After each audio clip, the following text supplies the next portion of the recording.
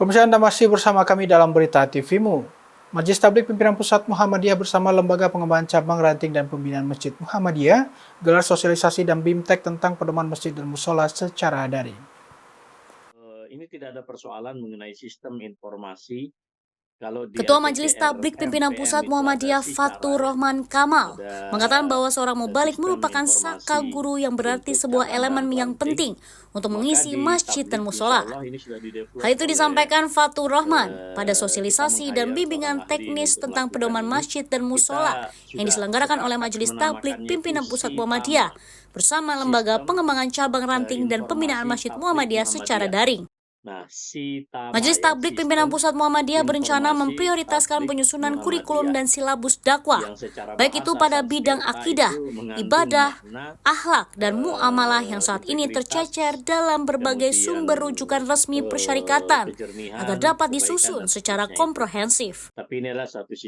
Fatur Rahman menyebutkan bahwa langkah-langkah profesional dan taktis tersebut harus dijadikan visi dan misi untuk membina dan menciptakan umat yang berkualitas, serta diharapkan kolaborasi antara majelis dan lembaga tidak hanya terjadi di tingkat pusat, melainkan juga pada tingkat wilayah dan daerah, sehingga sinergi Muhammadiyah bisa semakin baik. Jadi kalau kita masuk, misalnya ada Akademi Marbot, itu tentu tabligh juga nanti barangkali tentu bisa mengintegrasikan diri dalam poin-poin yang relevan dengan mandat daripada pedoman.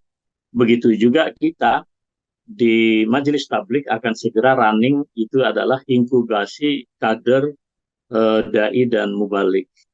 Ini ada dua, yang jangka panjang itu kita kirim ke luar negeri, yang konkret di bawah pembinaan tabligh kerjasama dengan Ustadz Adi Hidayat itu 29 ditambah 4 orang. 4 orang ini tingkatnya magister dan 29 itu S1.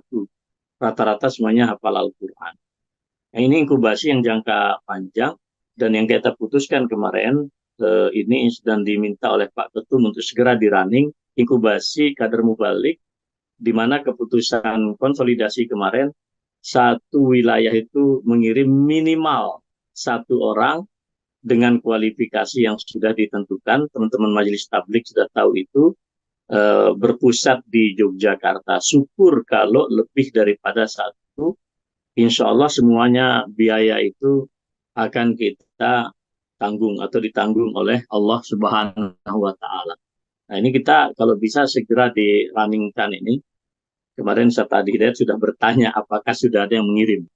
Di luar itu juga Majelis Tabligh kita minta untuk menyisir kader-kader potensial kita yang bisa dikirim ke luar negeri.